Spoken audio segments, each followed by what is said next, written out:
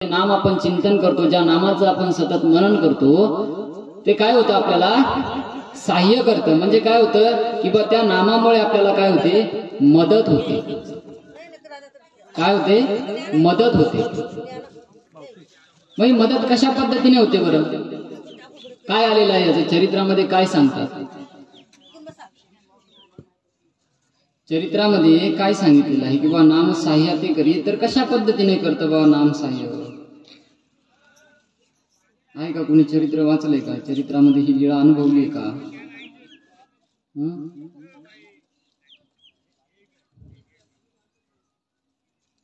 तरी नामी सहाय्य ते करी ते केवी, ना जोगेश्वरी साधाई साची लीळेचे न्याय.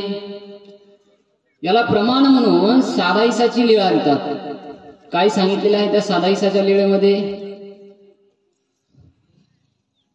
त्याच्या साधाईसा होत्या. या साधाईसांना ज्या वेळेस पुराचं पाणी नाकातोंडामध्ये घुसत असतं त्यावेळेस या साधाईसाला स्वामी काय करतात, त्या गंगेमधून बुडता बुडता तारतात. म्हणजे काय होतं, इथे नामाचं काय होतं, सहाय्य होतं. बरोबर. ज्या पद्धतीने साधाईसा, त्यांच्या आई आणि अजून एक सोबत एक व्यक्ती असते, अशा तिघी जणी स्वामींना भेटण्यासाठी जातात. काय, स्वामींना भेटण्यासाठी जातात. सुरुवातीला स्वामींची आणि त्यांची भेट होते. भेट झाल्यानंतर संध्याकाळची वेळ झाल्यानंतर स्वामी म्हणतात, बाई आता तुम्ही तुमच्या बिढाराकडे जा. काय म्हणतात स्वामी, वेळ झाला, संध्याकाळचा पूजावसर झाला, जेवण झाली आणि स्वामी आता म्हणतात तुम्ही आराम करायला, तुम्ही जिथे तुमचं बिढार ठेवले त्या मंदिरामध्ये तुम्ही आता आरामासाठी तुम्ही जा, असं स्वामी तिथे सांगतात. मग त्या निघून जातात. पण गेल्यानंतर काय होतं, ज्या साधाईसा असतात ना, त्या साधाईसांना काय होतं, स्वामींची आवडी लागलेली असते. आवडी लागलेली असते तर त्या श्रीमूर्तीमुळे काय होतं, त्यांना ती रात्री झोपच लागत नाही. त्यांना सतत ती स्वामींची श्रीमूर्ती आठवत असते. त्यांना ती एक मनामध्ये ओढ लागलेली असते की बा मी कधी सकाळ होईल, काय कधी सूर्योदय होईल आणि कधी मी माझ्या परब्रह्म परमेश्वर अवताराला भेटण्यासाठी जाईल, अशी त्यांच्या मनामध्ये ती ओढ उत्पन्न झालेली असते. मग अर्ध्या रात्रीच त्यांना जाग येते आणि त्या आपल्या आईला उठवतात, आई चाल ना ग आपण दर्शनाला जाऊ स्वामींच्या. काय म्हणतात त्या, आई आपण चल स्वामींच्या दर्शनाला जाऊ. त्यावर त्यांची आई त्यांना उत्तर देते की रात्र वडील असेल, म्हणजे काय रात्र फार आहे, अजून सकाळ झाली नाही. सकाळ झाली, सूर्य निघता क्षणी आपण काय करू, त्या परमेश्वराच्या भेटीला जाऊ. पण एकदा जर भक्ताला ओढ लागली ना, तर त्या परमेश्वराच्या विरहामध्ये माणूस काय करतो, आपला देह सोडून देतो. पण जी लागलेली जी आवड असते परमेश्वराला, ती आवड काही कमी होत नाही. ज्या पद्धतीने आमचे महादोबा भट्ट होते, त्यांना स्वामींची इतकी आवड लागलेली होती, इतकी आवड लागलेली होती की ज्या वेळेस तो ब्राह्मण त्यांना खोटं बोलला की स्वामींचं अशानं असं झालं, त्याच वेळेस त्यांनी काय केलं, आपला जीव सोडून दिला. या देहामधून त्यांचं काय झालं, त्यांची प्राणज्योत तिथे जाग्यावरच मालवली. माहिती का लीळा तुम्हाला, ती महादोबा भक्तांची लीळा ऐकलेली आहे का तुम्ही, ऐकलेली आहे ना? ते काय करतात, स्वामींवर शस्त्र काढतात स्वामींना मारण्यासाठी. ज्यावेळेस स्वामी निद्रिस्त असतात आणि त्यांची जी बहीण असते ती बहीण स्वामींची सेवा करत असते. सेवा करताना फक्त हा समाज त्यांच्याबद्दल नको नको त्या गोष्टी बोलत असतो, म्हणून ते फक्त पडताळणी करण्यासाठी ते गावाला जाण्याचं फक्त काय करतात, एक नाटक करतात की मी आता गावाला जाणार आहे, मला तो शिदोरी बनवून दे. ती शिदोरी, त्यांची बहीण त्यांना ती शिदोरी बनवून देते. पण ते समोरच्या दारातून निघतात आणि आपल्या वरच्या माळ्यावर जाऊन बसतात, फक्त पाहतात की बा यांचं नेमकं काय चाललंय. त्यांची बहीण स्वामींची सेवा करता करता तिचा तिथे डोळा लागून जातो. बघा बरं का, कानामध्ये आणि डोळ्यामध्ये 4 बोटाचं अंतर असतं, म्हणून डोळ्यानं कुठली गोष्ट पाहिल्याशिवाय त्या गोष्टीवर कधीही विश्वास ठेवायचा नसतो.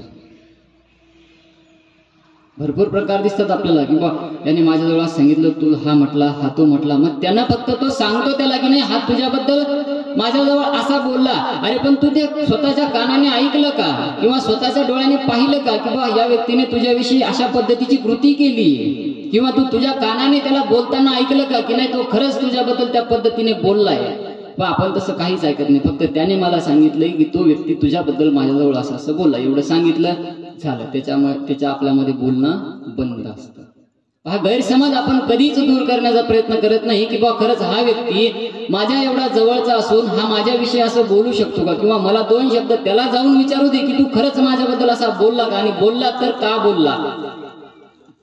ह्या गोष्टीचा आपण कधीच विचार करत नाही. आणि मग ते काय होतं, त्याचं हळूहळू बोलणं बंद, मग ते रूपांतर अजून वाढतं. त्याचं रूपांतर कुठं होतं, शत्रुत्वामध्ये त्याचं रूपांतर होतं. म्हणून वेळीच ज्याही गोष्टी ऐकल्या असतील, ज्याही गोष्टी समोरच्या मार्फत आपल्यापर्यंत आल्या असतील, त्या गोष्टी एकदा काय करून घ्या, एकदा बसून बोलून एकदा जे गैरसमज वाढले आहेत ते गैरसमज काय करा, त्याच्यामधून दूर करा. असाच गैरसमज सांगोवांगी त्या महादोबा भक्तांना झाला होता. म्हणून त्यांनी काय केलं, फक्त गावाला जाण्याचं नाटक केलं आणि वरून ते लक्ष ठेवत होते. तर त्या मुलीला तिथे, त्यांच्या बहिणीला स्वामींची सेवा करता करता तिचा तिथे श्रीचरणावर डोळा लागला. आणि डोळा लागल्यामुळे काय झालं, त्यांच्या मनामध्ये तो गैरसमज निर्माण झाला की हिच्याकडून स्वामींच्या बाबतीत काहीतरी चूक झाली आणि ही पायावर डोकं ठेवून स्वामींची काय मागतीये, माफी मागतीये, पण स्वामी हिला इथे माफ करत नाही. त्याच क्षणाला तिथून खाली येतो, हातामध्ये खड्ग शस्त्र घेऊन स्वामींच्या अंगावर धावून जातो. जसं स्वामींनी आपल्या श्रीमुखावर पांघरलेलं उपरणं स्वामी उघडता दृष्टीला दृष्टी मिळते, त्याच क्षणी त्याला काय होतो, प्रेमाचा संचार तिथे होतो. महादोबा भक्तांना तिथे प्रेमाचा संचार होतो. आणि त्या प्रेमाचा संचार झाल्यानंतर बघा, परमेश्वराची जर एकदा गोडी लागली ना माणसाला, एकदा जर आवड लागली माणसाला, तर काय होतं, काही केल्या ती आवड सुटत नाही. पण मुळात शोकांतिका ही आहे की बा आपल्याला परमेश्वराची लवकर आवडच लागत नाही, ही शोकांतिका आहे. एकदा जर ती आवड लागली ना तर ती पुन्हा सुटणे नाही. मग ते महादोबा भट्ट जसा त्यांना प्रेमाचा संचार झाला, त्यावेळी त्यांना अनुभव आला की आपण ज्या पद्धतीचा विचार करत होतो, ज्या खालच्या थराचा आपण विचार करत होतो, इथे तसला कुठलाही विषय नाहीये, हा परमेश्वर आहे आणि मी जीव आहे. त्याच क्षणी स्वामींना तिथे औदास्य आलं की आता इथे थांबायचं नाही. स्वामी तिथून निघाले. स्वामी निघता क्षणी ते जे महादोबा भक्त होते ते सुद्धा त्यांच्या पाठीपाठी निघाले. पाठीपाठी निघाल्यानंतर कुठेतरी नदीच्या किनाऱ्यावर गेल्यानंतर येतं जाऊन, पण तुम्ही इथेच थांबा. महादोबा भक्त तिथे थांबले. स्वामी पलीकडल्या गावामध्ये, नदीच्या पलीकडल्या तीरावर स्वामी राहायचे, पलीकडल्या गावामध्ये स्वामी राहायचे आणि अलीकडल्या गावामध्ये ते महादोबा भक्त राहायचे. मग त्या गावामधून पलीकडच्या गावामध्ये रोज एक ब्राह्मण भिक्षेसाठी जायचा. काय, तो ब्राह्मण रोज एका तिथून भिक्षेसाठी जायचा. भिक्षेला गेल्यानंतर, भिक्षा करून परत आल्यानंतर हे महादोबा भक्त त्या ब्राह्मणाला विचारायचे का हो, या प्रकारचे अशा पद्धतीचे बर्वे 32 लक्षणी, चांपे गौर मूर्ती, असं तसं या प्रकारचे पुरुष तिथं असती का, की बा आमचे जे सर्वज्ञ श्री चक्रधर स्वामी आहेत हे त्या गावामध्ये आहेत का. तो म्हणायचा हो आहेत. कैसेनी असती, निकेनी असती, म्हणजे कशा पद्धतीनं, चांगल्या पद्धतीनं आहेत का, व्यवस्थित तब्येत वगैरे सगळ्या गोष्टीचा काय करत होतो, त्या ब्राह्मणाला विचारपूस करत असतो. 1 दिवस झालं, 2 दिवस झालं, 3 दिवस झालं, 4थ्या दिवशी त्या ब्राह्मणाला सुद्धा प्रश्न पडतो की पुरुषाला स्त्रीचा वेद हे साहजिकच आहे, पण पुरुषाला पुरुषाचा वेद हे जरा वेगळं आहे.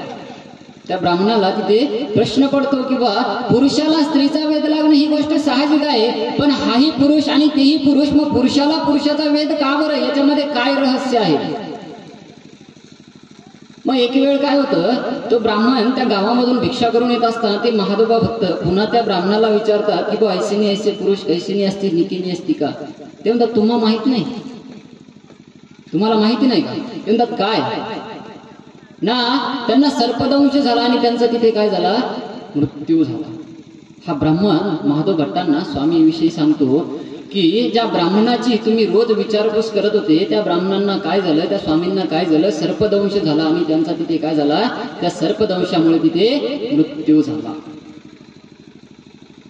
ज्यावेळेस त्यांनी ती मृत्यूची वार्ता ऐकली त्यावेळेस ते पुन्हा विचारतात हे साच, हे खरं आहे का.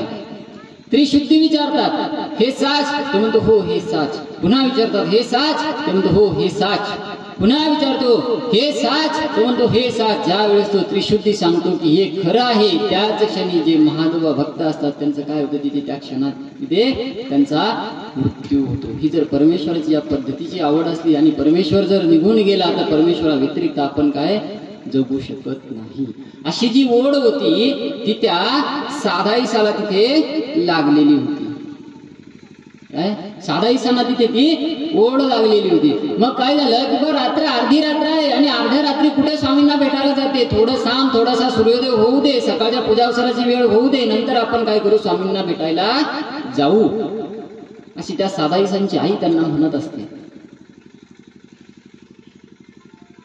पण ओढ लागली की माणसाला काहीच सुधारत नाही. बघा दुसऱ्या दिवशी सकाळी जर आपल्याला कुठं गावाला जायचं असलं तर माणसाला अर्ध्या रात्रीपर्यंत झोपच लागत नाही, का तर सकाळी लवकर उठायचं असतं, है का नाही. तसं त्या साधाईसांना झालेलं की माझ्या देवाला, माझ्या परमेश्वराला मी पुन्हा एकदा कधी भेटते, ही ओढ त्यांच्या मनामध्ये लागलेली होती. आणि त्या ओढीनिशी त्यांनी एकदा आईला उठवलं की आई चल ना ग आपण स्वामींना भेटीला जाऊ. त्यावर त्यांची आई काय उत्तर देते की रात्र वडील आहे, अर्धी रात्र आहे, थोडासा सूर्योदय होऊ दे, सकाळची पूजावसराची वेळ होऊ दे, ती पूजावसराची वेळ झाल्यानंतर आपण काय करू स्वामींना भेटायला जाऊ. त्या साधाईसाठी ते काही मिनिटापुरत्या, काही अर्ध्या तासापुरत्या शांत होतात आणि अर्ध्या तासानंतर त्यांना पुन्हा तीच चाहूल लागते. पुन्हा तीच चाहूल लागल्यानंतर पुन्हा त्या आपल्या आईला म्हणत नाहीत, त्या काय करतात तिथून उठतात, दाराचा दरवाजा उघडतात आणि दरवाजातून थेट कुठे निघतात, स्वामींना भेटण्यासाठी निघतात. भेटण्यासाठी निघाल्यानंतर तिथून एक छोटा नदीचा नाला वाहत असतो. त्या नाल्याला काय असतं, दोन्ही दुथड्या भरून वाहत असतात. त्या नाल्याला काय आलेला असतो, पूर्णपणे पूर आलेला असतो. पण तरी सुद्धा तिथे उत्कंठा कशाची होती, परमेश्वराच्या भेटीची. काही होऊ दे, मला जायचं भेटीला. निघाल्या तर जो रस्ता दिवसाचा, जो त्या नाल्यामधून उतरण्याचा रस्ता ठरलेला होता, तो रात्रीच्या काळोखामध्ये, त्या अंधारामध्ये तो रस्ता काय झाला, साधाईसांचा थोडासा हुकला. जिथे खोलगट भाग आहे त्या भागामधून त्या साधाईसा पलीकडल्या तीरावर जाण्यासाठी उतरू लागल्या. उतरत्या पाय पाण्यामध्ये भिजले. पायाचं पाणी गुडघ्यापर्यंत आलं, गुडघ्याचं पाणी कमरेपर्यंत आलं, कमरेचं पाणी छातीपर्यंत आलं, छातीचं पाणी गळ्यापर्यंत आलं. आणि गळ्यापर्यंत आल्यानंतर मग मात्र साधाईसांना वाटलं आता आपलं काही खरे नाही. बरोबर. इथे ज्या वेळेस गळ्यापर्यंत पाणी आलं त्यावेळेस त्यांच्या मुखातून फक्त एक शब्द निघतो की राखी जोजी श्री चांगदेव राऊळ. काय म्हणतात त्या साधाईसा की राखी जो, नाहीतर काय होईल, या पुराच्या पाण्यामध्ये तुझी जी दासी आहे ती दासी काय होईल, संपूर्ण जाईल.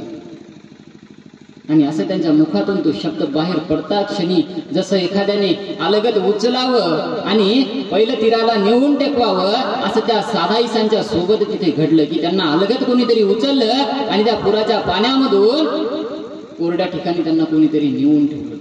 हा भास त्यांना तिथे जाणवला. म्हणजे साह्य कोणाचं झालं आणि कशामुळे झालं बरं, कशामुळे झालं? तुम्ही उतरता का देवाच्या नावावर एखाद्या पुराच्या पाण्यात उतरता का? आहे का तुमचा तेवढे विश्वास आहे का नाही गड्या मी पुराच्या पाण्यात आता उतरतो? माहिती आहे तुम्हाला, देवाचं नावही माहिती आहे तुम्हाला, देवही माहिती आहे, अर्ध्यापेक्षा जास्त शास्त्रही तुम्हाला माहिती आहे, सगळ्या गोष्टी तुम्हाला माहिती, परमेश्वरही तुम्हाला कळाला. पण तुम्ही पुराच्या पाण्यात आता उतरू शकता का? नाही उतरू शकत. का नाही उतरू शकत? कारण आपला तेवढा विश्वासच नाही किंवा खरंच मी या पाण्यामध्ये उतरल्यानंतर माझा परमेश्वर एवढा आगाध आहे आणि एवढं मला सहाय्य करेल एवढा तुम्हाला विश्वास नाही, त्याच्यामुळे तुम्ही पाण्यात उतरूच शकत नाही. त्या साधाईसांना फक्त ओढ लागलेली होती आणि तिथं परमेश्वरावर भरपूर विश्वास होता की माझ्यावर कुठलंही संकट आलं तरी मी जेही कार्य करतोय, जेही काम करणार आहे, जीही माझ्या मनामध्ये लागलेली ओढ आहे ती कोणाविषयी आहे, फक्त आणि फक्त परमेश्वराविषयी आहे. आणि मी त्याच्याबद्दल जे कार्य करतोय ना त्या कार्यामध्ये कसंही संकट आलं, कितीही मोठं संकट आलं आणि काहीही झालं तरी काय, तो परमेश्वर जो आहे तो काय करेल, मला तिथे सहाय्य करेल. हा विश्वास तिथे होता आणि त्याच विश्वासानिशी त्या साधाईसा कशा त्या गंगेमध्ये उतरल्या आणि त्या विश्वासाला परमेश्वर सुद्धा खरा उतरला ना. हे प्रमाण आहे की तो नाम काय करी, सहाय्यते करी. तुमच्यावर कुठलंही संकट येऊ द्या, कुठलीही केवढंही मोठं संकट येऊ द्या, कसली आर्थिक परिस्थिती म्हणा, कौटुंबिक परिस्थिती म्हणा, अजून कुठली परिस्थिती म्हणा, ज्या त्या पद्धतीने त्या परिस्थितीमध्ये जर तुम्ही परमेश्वराला खरं शरण गेले ना तर परमेश्वर तुमच्यासाठी कुठल्याही पद्धतीमध्ये तिथे उभा राहतो, म्हणजे राहतो. ही शाश्वती आहे. कारण हा काय सांगितलेला आहे, प्रतीती पंथ आहे. काय सांगितलेलं आहे, प्रतीती पंथ आहे. प्रतीती आल्याशिवाय, प्रतीती दिल्याशिवाय, प्रमाणाशिवाय कुठलीही गोष्ट या पंथामध्ये घडत नाही. म्हणून याला काय म्हणतात? प्रतीती पंथ म्हणतात. मग तुमचा आमचा तेवढा विश्वास आहे देवावर? आपण इथे नामाचे 10 ठाय ऐकतो. आता आजचा आपला हे 9वा महत्तम फायदा चालू आहे. मागचे जे 8 झाले, या 8 मधून कोणाकोणाला किती समजलं, किंवा या 8 मधून खरंच परमेश्वरावर कोणाचा किती विश्वास वाढला की नाही बाबा तुम्ही 8 दिवस झाले तर नरडा ताणू सांगायले, पण खरंच माझा आता देवावर विश्वास बसला आणि मी खरंच आता या पद्धतीने चालणार. अशी किती जण आहे बरी ते? आहे का कोणी? आहे का कोणी? म्हातारे हो, ती एक म्हातारी बरोबर, एवढ्यामधून एकच म्हातारी नाही. मग बाकीचे काय करायचे? नुसते ऐकायले, नुसते ऐकायले. तर ती एक म्हातारी आली, 2च म्हातारे. तुमचं असं म्हणणं बाबा गो तुमचं तुम्ही सांगा, आमचं आम्ही करतो, विचारू नका, असंच ना? अरे हा विश्वास जर आपल्या मनामध्ये असला, हा विश्वास जर आपल्या अंतःकरणामध्ये असला, तर त्या परमेश्वराला तिथे धावून यावंच लागतं. काय नामाच्या 10 ठायाच्या सुरुवातीला उल्लेख आलेला आहे की ज्यावेळी दुर्वास ऋषी द्रौपदीकडे भोजन करण्यासाठी दुर्योधन पाठवतो त्यांना. किती ऋषी राहतात सगळे? ते किती ऋषी राहतात? दुर्वास ऋषींच्या सोबत सगळे ऋषी किती राहतात? किती? 81 80 80 88,000. बर, 88,000 ऋषी. द्रौपदी, 5 पांडव, द्रौपदी हे कुठे? वनवासामध्ये आहेत, बरोबर? कुठे आहेत? वनवासामध्ये आहेत. बरं मला सांगा, आता एवढं आपलं घरासारखं घर, बंगल्यासारखा बंगला, पण एका वेळी जर 100 लोकांचं जेवण करायचं म्हटलं तर आपली किती पायपीट होतो? कमीत कमी 8 दिवसाआधीपासून आपल्याला तयारीला लागावं लागतं का नाही? मग त्यावेळेला न सांगता ते दुर्वास ऋषी, कोणी 88 म्हणतं, कोणी 81 म्हणतं, तेवढे ऋषी घेऊन त्या द्रौपदीकडे जेवणासाठी येतात. त्या मायमाऊलीने काय करायचं होतं? बरं, एक तर घरही नव्हतं, काही महालही नव्हता, जंगलामध्ये होते, वनवासामध्ये होते. त्या वनवासामध्ये त्यांना काय खायला द्यायचं होतं?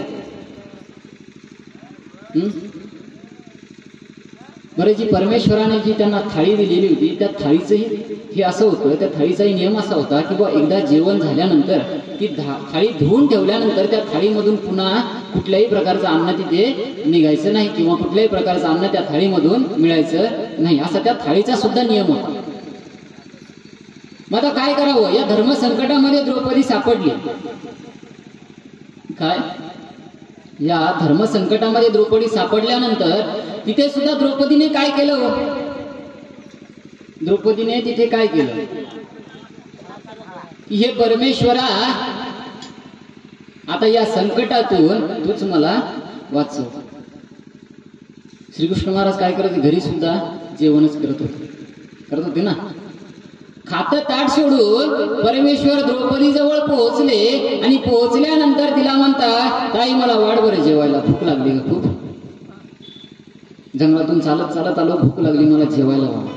त्यावर द्रौपदी सुद्धा त्यांना तेवढंच मार्मिक उत्तर देते. द्रौपदी म्हणते, काय रे दादा, सगळं तुला माहिती असून तू सुद्धा माझीच मजा घेतो? आण बरं थाळी, बघू दे मला.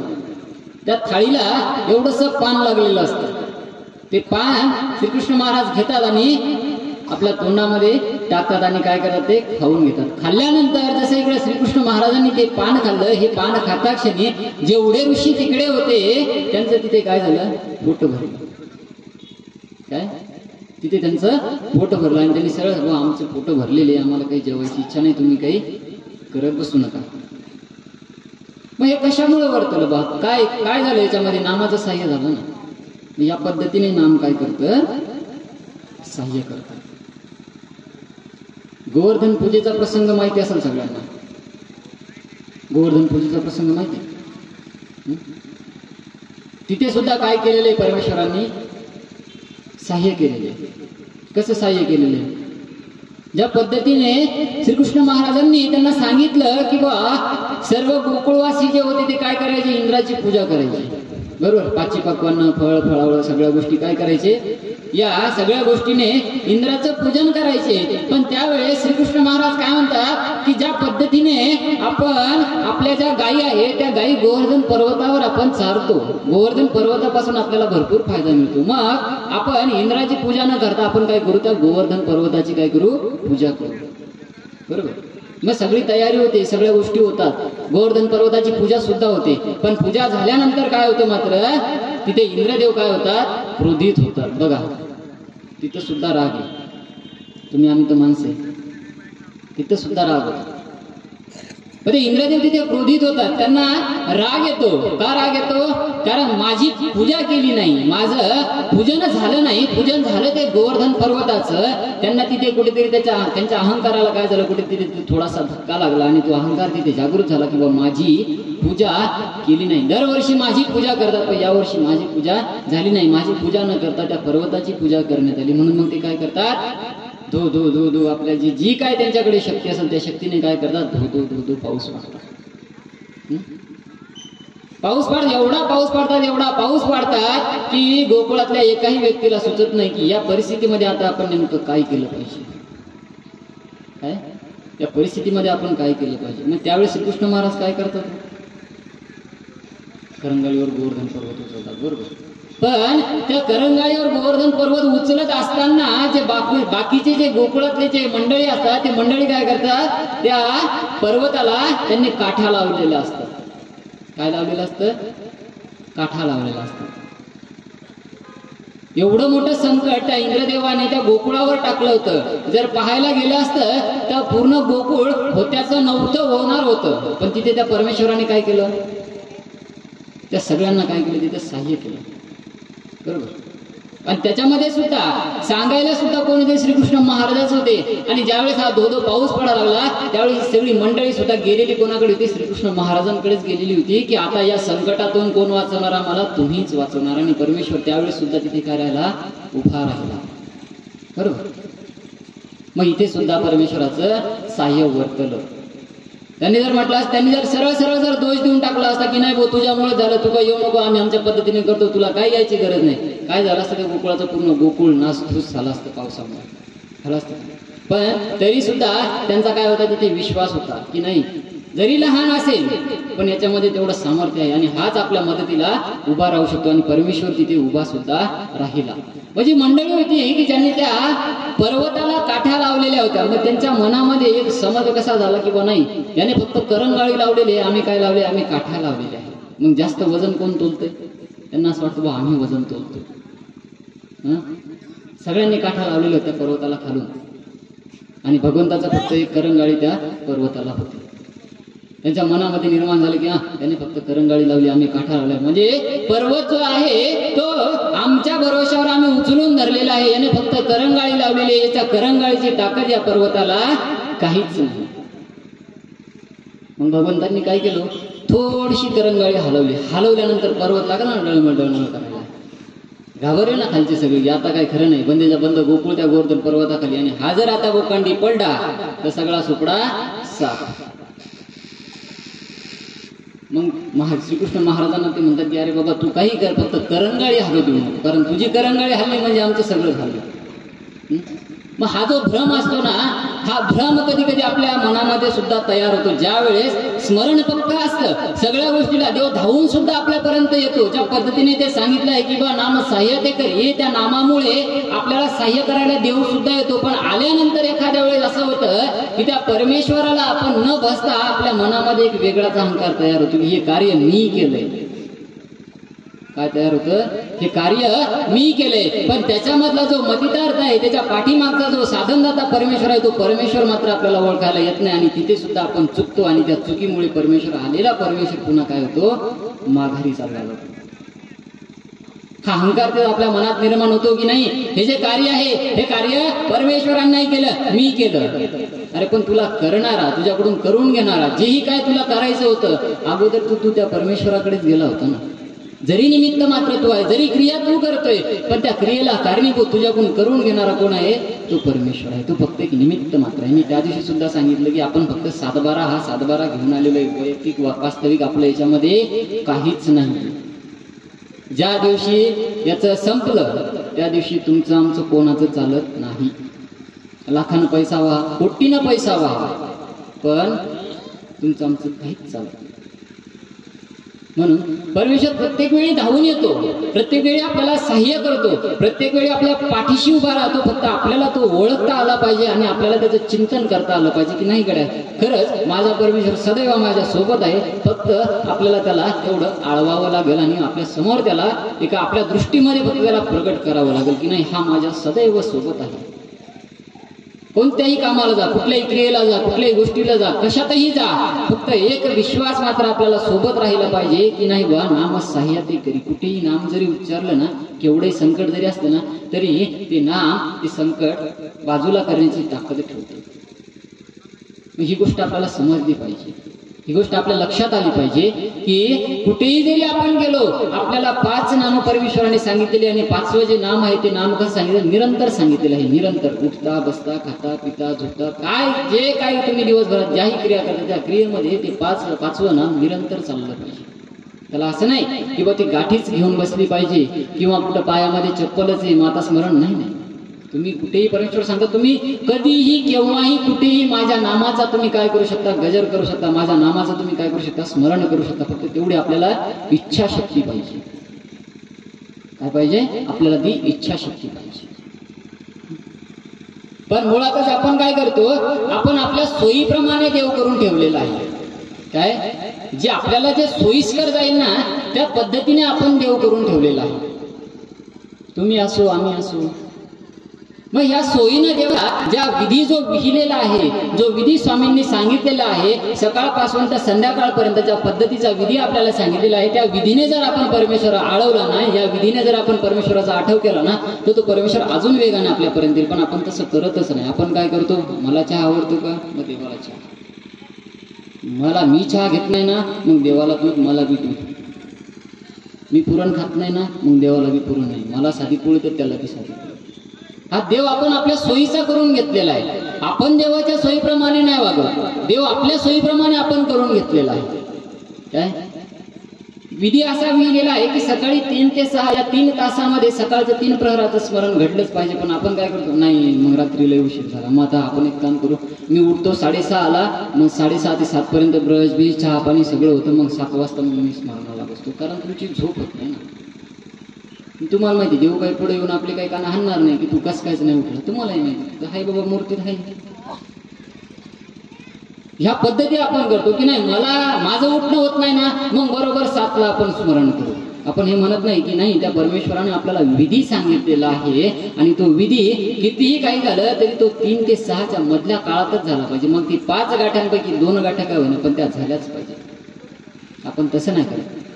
आपण हे करतो की नाही मग काल माझ्या जवळ काम जास्त होतं, मग या कामामुळे मला सकाळी जाग येणार नाही, मग मी आता एक काम करतो, जो विधी स्मरणाचा 3 ते 6 सांगितलेला नाही, मग मी तो 6 ते 6:30 करतो किंवा 7 ते 7:30 करतो. बरोबर, अर्ध्या घंट्यात तुम्ही सृष्टीच्या मालकाला आठवणार आणि अर्ध्या घंट्यात तो तुमच्या जवळ येणार. एवढं सोपं आहे का? बाजारातला भाजीपाला आहे का तो की हे 10 रुपये घे आणि चाल बरं माझ्या सांगत, असं आहे का काही? माहीम भट्टांना सुद्धा अहंकार झाला होता, तर श्री प्रभू बाबांनी जी जाडी त्यांना दिली होती, जी दुटी त्यांना दिली होती, ती दुटी त्यांनी काय केली होती, पायाखाली तुडवली होती. माहीम भट्टांना सुद्धा अहंकार झाला होता. ज्यावेळेस श्री बाबांच्या ठिकाणी त्यांनी काय केलं होतं, उपहार करायचा होता त्यांना. त्या उपहारानंतर उपहार केला, पुरणपोळीचा उपहार, त्याच्यामध्ये श्री प्रभू बाबांना त्यांनी काय आणलं, वस्त्र आणलं.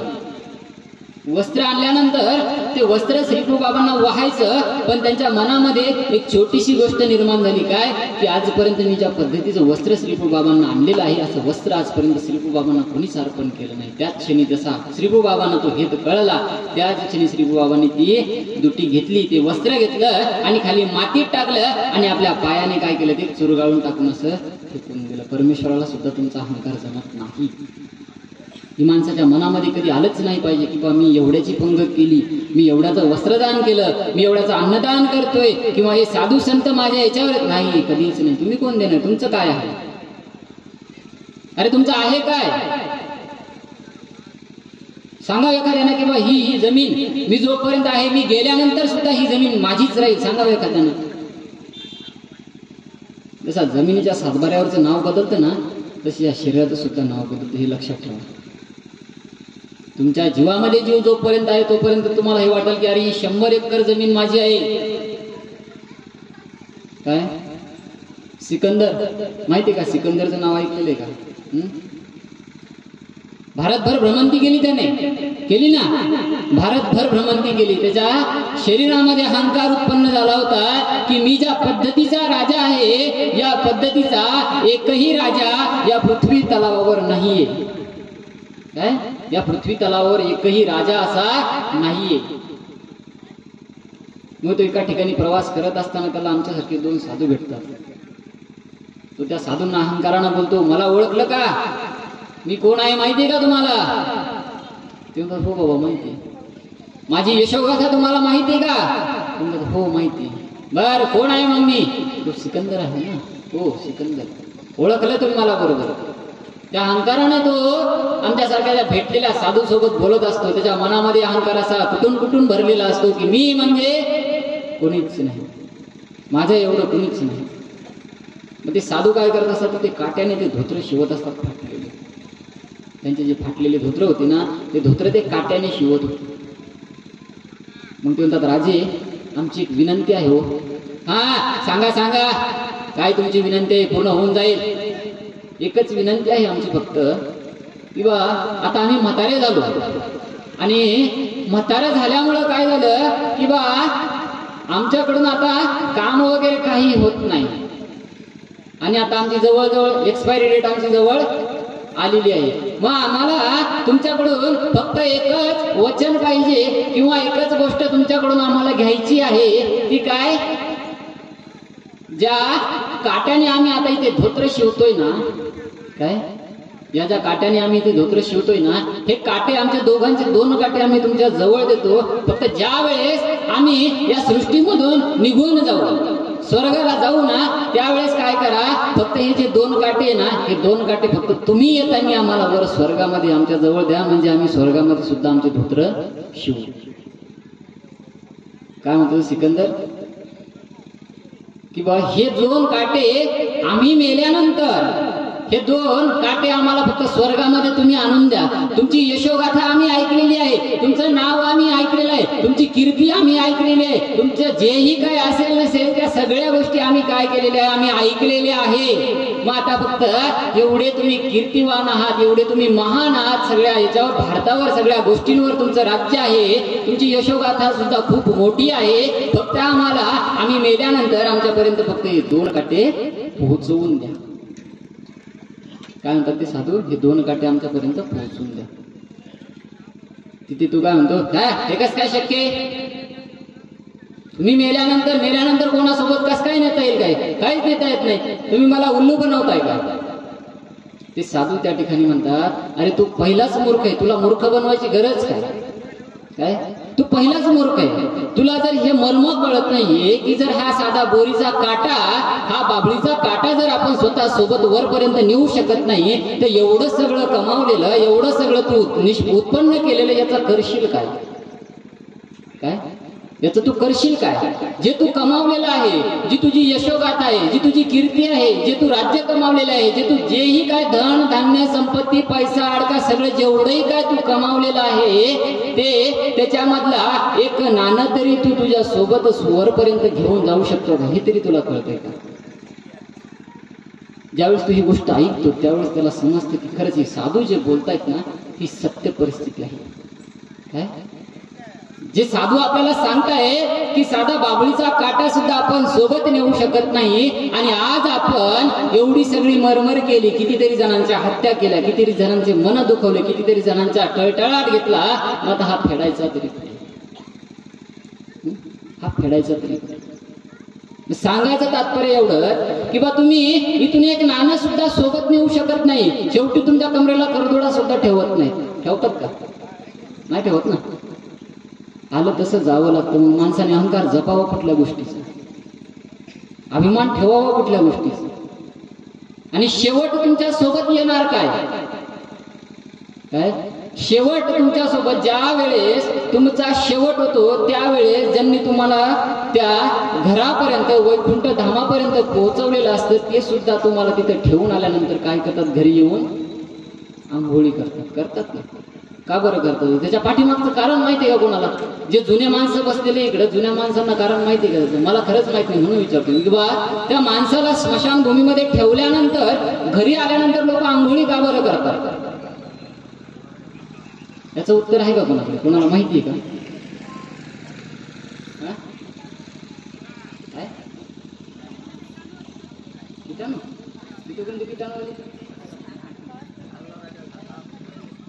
माहिती आहे का कोणाला? माहिती आहे का? हा, म्हणजे याच्या पाठीमागे शास्त्रीय कारण काहीच नाही, उगाच हे बी तुमच्या सोयीने केलं तुम्ही. वा अरे वा.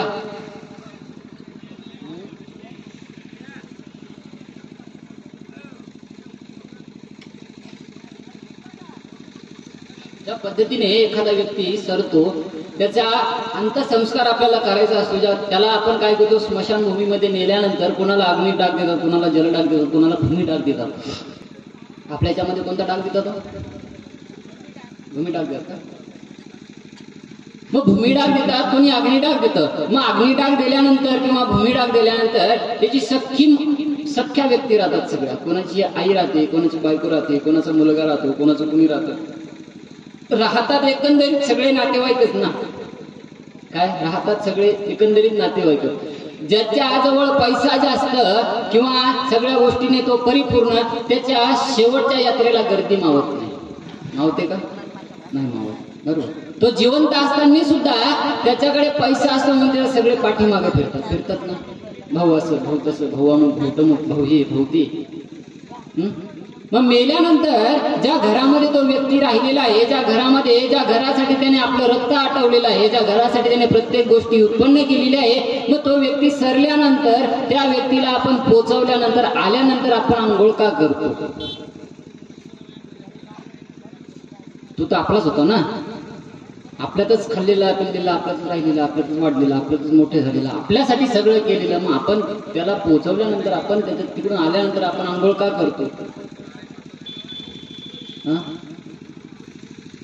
कुणी कुणी गायचं गोमतीर घेतं पवित्र व्हायसाठी. जाऊ द्या, तो विषय आपला नाहीये. पण एक तात्पर्य सांगायचं तुम्हाला की बा ज्या पद्धतीने तुम्ही इथून एक रुपया सुद्धा नेऊ शकत नाही, तुम्ही काहीच नेऊ शकत नाही. तुम्ही पैसा कितीही कमवा, काही कितीही कमवा, इथून तुम्हाला जैसे आहे ते तैसे जावं लागणार आहे. सोबत तुम्ही काहीच नेऊ शकत नाही. मग तुम्ही सोबत नेणार काय? इथून तुमच्या या सृष्टी तलावावरून तुमच्या सोबत काय येणार? काय येणार तुमच्यासोबत? कर्म. बरोबर. अजून कर्म तुमच्यासोबत तर येणारच. ते कर्म जर चांगले असले, ते कर्म जर, त्या कर्माची पद्धत जर तुमची व्यवस्थित असली, जर ते कर्म कुठेतरी पुण्याचे असले तर तुम्हाला सगळं काय भेटेल? गोमटं भेटेल. आणि ते जर पापरूप कर्म असले तर तुमच्या पदरी काय पडणार? सगळं पापच पडणार. बरोबर. मग इथून आपल्याला गेल्यानंतर आता मला सांगा तुम्ही, आता आपल्याला साधी सुई जरी टोचली बोटाला तरी किती आग होते आपल्याला? किती दुखतं? दुखतं ना? तर कोणाला दुखत नाही? हा, सगळं दुखतं ना. मग ती सुई टोचली तर आपल्याला कमीत कमी 5 ते 10 मिनिटं आपल्याला काही सुचत नाही. बरोबर. आपण त्याला असं करू पाहतो. मग आपल्याला ही गोष्ट का कळत नाही की बा या मनुष्य जन्मामध्ये आपण आल्यानंतर जे आपले जे पापरूपी कर्म आहे, जे कर्म आपण करणार आहोत, या कर्माच्या ज्या यातना आपल्याला तिथं भोगाव्या लागतील, त्या यातना कशा पद्धतीच्या? जे नरक स्वामींनी चरित्रामध्ये निरूपण केलेले आहे ते नरक या जीवाला किती यातना देऊन जातील हा विचार आपण करतो का? कधीच येत नाही. काही बात करता असे म्हणतात, हा पुढचं कोण पाहिलं, आता आहे तर घेऊ द्या जगू. अरे बाबा, पुढचा विचार करून आता जगावं लागतं. काय? पुढचा विचार करून आता जगावं लागतं. तेव्हा कुठं माणसाला समाधान लागतं. जर पायाजवळ विचार केला ना तर तो समोर चालून नक्की एखाद्या खड्ड्यामध्ये पडतो. त्याच्यामुळे दूरदृष्टी ही माणसाच्या आयुष्यामध्ये सुद्धा महत्वाची आहे. मग सोबत काय येणार? आपल्या काय घ्यायचंय आपल्याला इथून? या सृष्टीत आपण जन्माला आल्यानंतर इथून आपल्याला सोबत काय न्यायचंय किंवा काय आपल्या सोबत येणार? काय करायचंय? तुम्ही जन्माला आल्यानंतर काय करायचंय? तुम्हाला काय सांगितलंय परमेश्वराने? किंवा आपण जे प्रकरण ऐकतोय त्या प्रकरणामधून आपल्याला काय बोध झाला, काय वेध झाला? नामस्मरण करायचं. मग या नामाने काय आजचा जो महत्तम फायदा आहे तो काय होता आपला? किंवा नाम सहाय्य देखील. नाम कशा पद्धतीने तुम्हाला सहाय्य करतं? ज्या पद्धतीने त्या दिवशी बाबांनी कंधारकर बाबांचं कीर्तन झालं. त्या कीर्तनामध्ये बाबांनी सांगितलं की बा चोर सांगाती सोडवणे. लीळा बाबांनी थोडक्यात आपल्या पुढे मांडली की बा तो चोर असून सुद्धा कुठेतरी त्या जीवाची कणव असेल, आणि कणव असल्यामुळे स्वामींनी काय केलं की त्या जीवाला त्या राजाच्या कैदीतून काय केलं, मुक्त केलं. वास्तविक स्वामींचा त्यांचा अर्थार्थी संबंध होता का? काहीच नव्हता. पण कुठेतरी त्या जीवाची कणव असत, मग ती कणव आपल्याच्यानं जोडल्या गेली पाहिजे.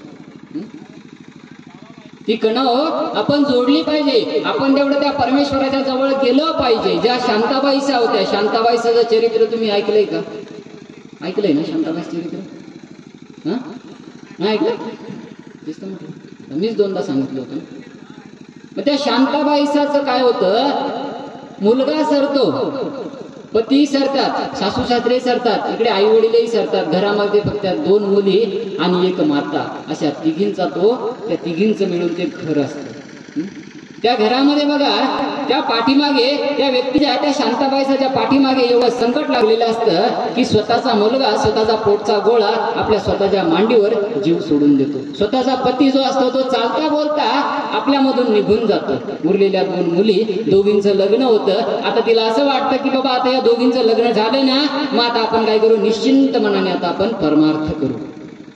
काय करू, निश्चिंत मनाने आता आपण फक्त काय, देवाचा आठव करू आणि त्याच्या स्मरणामध्ये आपण तल्लीन राहू. या घरादाराचा विषय आता काय करायचा, आपल्याला बंद करायचा. बरोबर.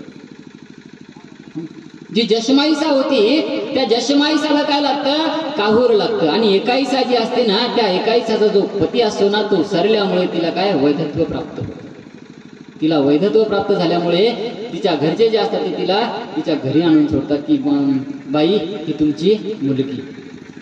आणि जशमाईसाला काहूर लागल्यानंतर तिचा पती सुद्धा तिला घरी घेऊन येतो की ही मुलगी तुम्ही कशी माझ्या पदरी दिली आहे. कुठेही उठते, कुठेही बसते, कुठेही पडते, काही भान नाही तिला. संसार हा बिलकुल तिला समजतच नाही. अशा पद्धतीने तो सुद्धा काय करतो, जशमाईसाला घरी आणून ठेवतो. थोडस तिच्या आयुष्यामध्ये सुख निर्माण होत होतं. थोडीशी तिलाही अशा अपेक्षा लागली होती की आता फक्त आणि फक्त काय करायचं, परमेश्वराचं आपल्याला स्मरण करायचं आणि या देहाचा शेवट आपल्याला काय करायचं, परमेश्वराच्या नामस्मरणात आपल्याला शेवट करायचा. पण ते सुद्धा मंजूर नसल्यामुळे त्या दोन्ही मुली काय झाल्या, घरामध्ये परत आल्या. घरामध्ये परत आल्यानंतर साहजिकच एक मर्यादा असते, एक लेवल असते प्रत्येक गोष्टीची. ती मर्यादा पार झाल्यानंतर प्रत्येक गोष्टीच्या मनामध्ये नको ते विचार यायला सुरुवात की आता संपलं. एक वेळ अशी येते की माणसाचा देवावरचा विश्वास सुद्धा उडून जातो की आता देवावर सुद्धा विश्वास राहिला नाही. ही गोष्ट प्रत्येकाच्या सोबत घडलेली असेल. इथं बसलेल्या 70% जणांच्या मनामध्ये तरी हा विचार आलाच असेल की आता देव सुद्धा कामाचा नाही, कारण तो येऊनच नाही राहिला उपयोगाला.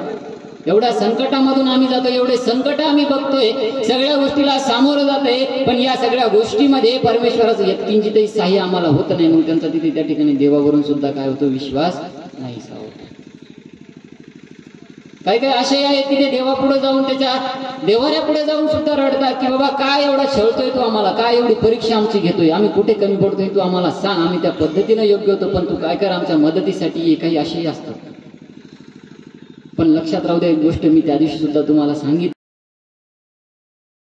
की तुमचं कितीही काटेरी जीवन असू द्या, कितीही खरतड जीवन असू द्या, पण या 2 छत्रामध्ये ज्यावेळेस तुम्ही आश्रयाला जाताना त्यावेळेस प्रत्येक गोष्टीचा, प्रत्येक संकटाचा, प्रत्येक दुःखाचा तुम्हाला तिथे काय विसर पडलेला असतं. एवढं ते प्रेमळ छत्र त्या ठिकाणी असतं. आणि ज्यावेळेस हे 2 छत्र हरवतात ना, त्यावेळेस आयुष्यात कुठलाच रस राहत नाही. मग त्यावेळेस फक्त ही जी इकडची जी फॅमिली असते तेवढीच फॅमिली, इकडचं तुमचं माहेर, इकडचं तुमचं सगळं संपून जातं.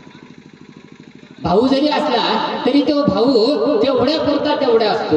जेवढं आईचं ममत्व असतं, जेवढं वडिलांचं ममत्व असतं की अरे ज्या पद्धतीने ती मुलगी सासरून माहेरी येते त्यावेळेस सगळ्यात पहिले कोरड्या भाकरीचा तुकडा घेऊन दरवाजावर जाणारी, दीट काढणारी ती फक्त कोण असते, आई असते. आणि ह्या आई गेल्यानंतर त्या दरवाजावर तुमची दीट काढण्यासाठी पुन्हा कोणीच उभं नसतं. बरोबर. म्हणून मायेला एवढी किंमत आहे. जो बाप असतो ना, त्याच्या खिशामध्ये माझा नातू येईल किंवा माझी मुलगी येईल, त्या धोत्राच्या त्या पानाला गाठ मारलेली असते, त्याच्यामध्ये 10 रुपयाची नोट असते. ती का ठेवलेली असते बांधून, स्वतःच्या जीवाला तो बाप खात नाही, ती नोट बांधून ठेवतो. का बांधून ठेवतो, कारण माझा नातू येईल, हे 10 रुपये मी त्याला देऊन काय आणेल, फक्त बिस्किटचा थोडा घेऊन, ही ममता त्या ठिकाणी असते, बरोबर. आणि हे सगळं गेल्यानंतर आहे ना, हे सगळं संपलं म्हणजे तुमचं तिथलं ठिकाण संपलं. म्हणून जोपर्यंत हे दोन छत्र जिवंत आहेत, जोपर्यंत हे तुमच्या आयुष्यामध्ये आहेत, तोपर्यंत यांचं जेवढं तुम्हाला करता येईल, जेवढं तुम्हाला यांच्याकडून पुण्य घेता येईल तेवढं पुण्य घ्या. कारण नामाचे 10 ठाय आहेतच. काय नामाचे 10 ठाय आहेत. पण जर वास्तविकता पाहिली, इकडे देवधर्म करायचा आणि घरामध्ये हे जो 2 स्तंभ आहेत, हे जे 2 आधार स्तंभ आहेत ना, हे स्तंभ जर तुमचे खुश नसले, हे स्तंभाच्या चेहऱ्यावर जर हसून असलं ना, इकडे तुम्ही किती देवधर्म केला तरी तो व्यर्थ. इकडचा सगळा देवधर्म व्यर्थ आहे. का व्यर्थ आहे? कारण तुम्ही या सृष्टीत जन्माला आले ना, तर त्यांच्यापासून आले. ही दुनिया जी दाखवली ना, ती त्यांनी तुम्हाला दाखवली. या गोष्टीला तुम्ही प्रवृत्त झाले. आज इथे सगळेजण तुम्ही माझ्या समोर बसताय, मी सुद्धा सांगायला तुम्हाला प्रवृत्त झालोय ना. ठीक आहे, मला गुरूंचं मार्गदर्शन लाभलं, मी परमेश्वराच्या सानिध्यामध्ये आहे. पण मला या सृष्टीमध्ये जन्माला येण्याला सुद्धा आई वडील नसते, मी जन्माला आलो असतो का जन्माला? नाही. का? कारण ते काय आहे? ते स्तंभ आहे. नाम तर तुम्हाला सहाय्य करील, नाम तुमचं विघ्न यारील, सगळ्या गोष्टीत नाम तुमच्यासाठी उभं राहील. पण त्याला सुद्धा जोड ही तुमच्या पुण्याची लागेल, ही तुमच्या कर्माची लागेल. व्यक्तिमत्व ते असं आहे, भाऊ तुम्हाला दिवाळीला बोलेल, एक साडी घेईल, पण त्या साडीमध्ये बापाने आणलेली साडी, त्या बापाच्या साडीमध्ये तो नसुद्धा साडीचा कपडा नसून त्या साडीमध्ये ती 200 रुपयाची जरी असली ना, तरी त्या साडीमध्ये ममत्व, मायेचा ओलावा, आपुलकी, प्रेम आणि जिव्हाळा हे त्या 200 रुपयाच्या साडीमध्ये एवढ्या गोष्टी तुम्हाला मिळतात. कारण तिथं बापाचं ओतलेल्या घामाचं ते रक्ताचं ते कापड असतं. आणि एकदा हे संपलं ना की मग संपलं, मग काहीच नाही. कारण हे तुम्ही सुद्धा पाहता, ज्यावेळेस तुम्ही माहेरामध्ये राहता ना, त्यावेळेस हे तुम्ही सुद्धा पाहता की माझ्या आईने माझ्यासाठी काय काय केलंय, माझ्या वडिलांनी माझ्यासाठी काय काय केलंय. पाहता का नाही? पाहता ना. पण नेमकं ज्यावेळेस मुलीचं लग्न ठरतं त्यावेळेस तो बाप खूप खुश दाखवतो, पण त्याला आतून तो किडा त्याच्या अंतःकरणाला लागलेला असतो की आता हिचं लग्न करायचंय, पण लग्नामध्ये कुठली घाण होऊ नये, लग्नामध्ये कुठली अडचण येऊ नये. म्हणून तो एकच व्यक्ती असा असतो की प्रत्येकाच्या दारापर्यंत जातो, प्रत्येकाच्या घरापर्यंत जातो, प्रत्येकाचं कर्ज आपल्या डोक्यावर काढून घेतो. काय घेतो? तर ते फक्त माझी जी चिमणी आहे, ही चिमणी घरापर्यंत व्यवस्थित पोहोचली पाहिजे. विघ्न लग्नामध्ये कुठलं विघ्न नाही आलं पाहिजे. बरोबर? हा तो बाप असतो.